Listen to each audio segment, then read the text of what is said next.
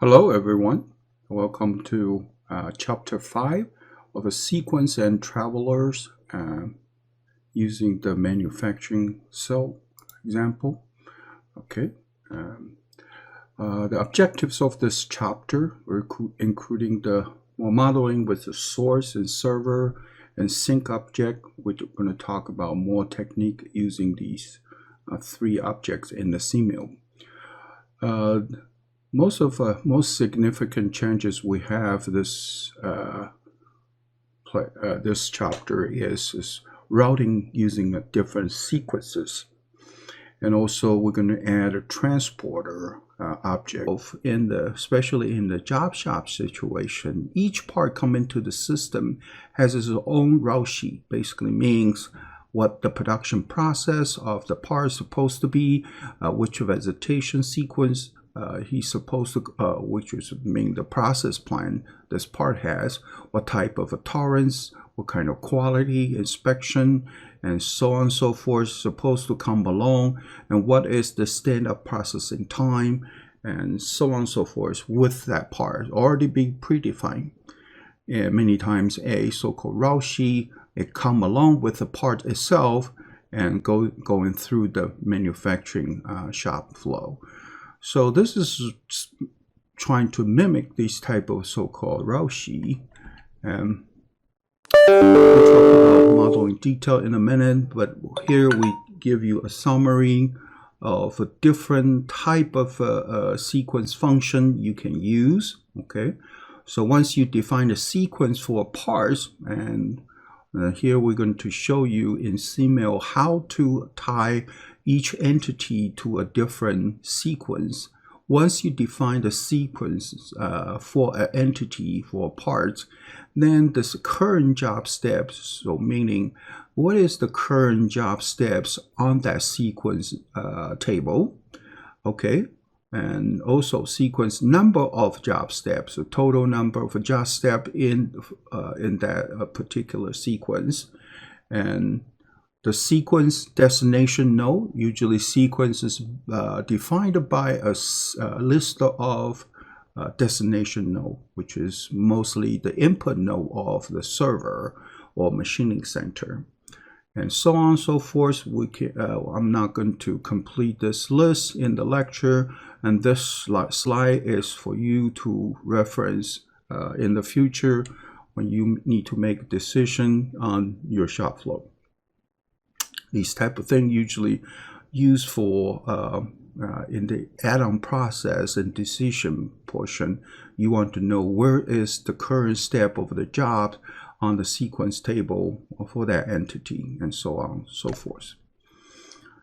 And let's come back to this model, and again the parts going from the source and go through different visitation sequence. For example, part 1 jobs only go through station A, station C, and turn around leave. Okay, and type 2 jobs go through station A, station B, and station C. Then after that, turnarounds go.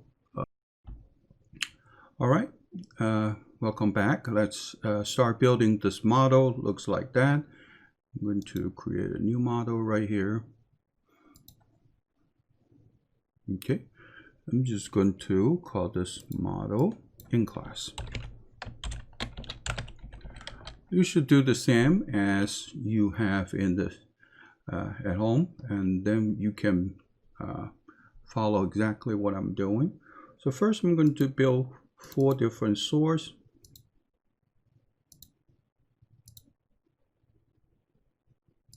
Okay, and then zoom in a little bit to let them line them up. Okay, so we have 4 different sources. Also, we need the 3 different server.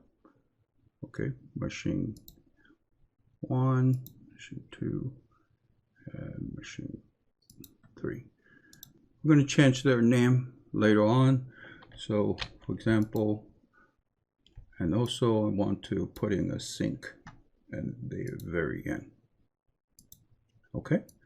We're going to change the name for, okay, for them. I'm going to change for server Okay, but each arrival I have arrival badge of 5. Okay, entity per arrival. So now we can try to run this.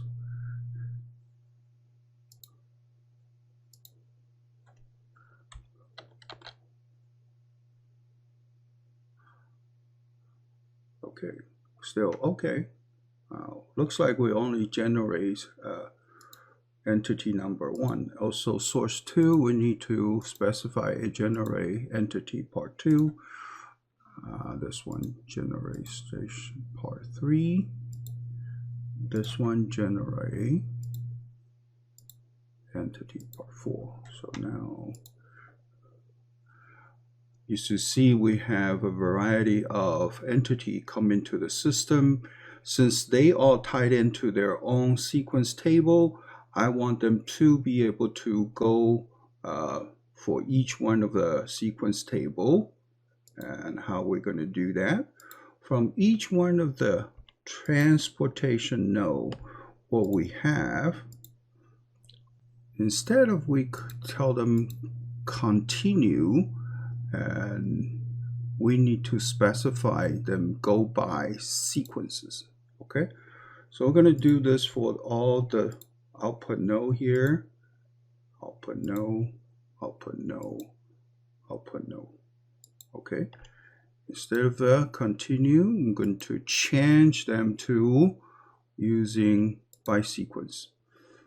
Okay, and this is a very important part. So the parts coming out of the transfer node, based on the transfer node, we say, okay, and where you want to be transferred to, follow your own sequence, by sequence. So this is a part fairly important. We want you to kind of remember. Let's see, we're running this properly or not.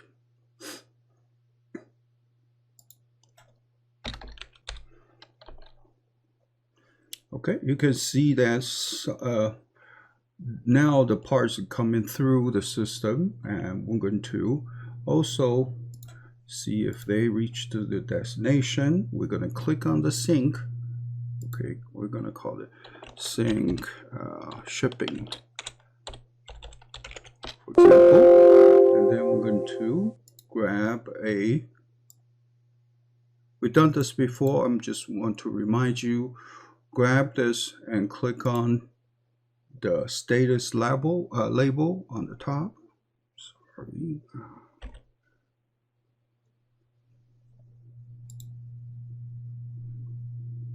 I'm going to grab this on the sequence table on the top and showing that over here. So let's do that and change this to input buffer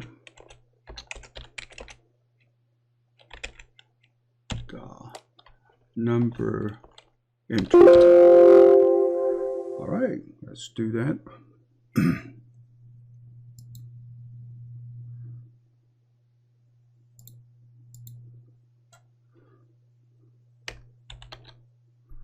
So now you can see some of the parts actually reach to the destination after they follow their sequence, and you can animate each type of part. We're going to conclude this session because it's close to 20 minutes. I'm going to finish this section for now.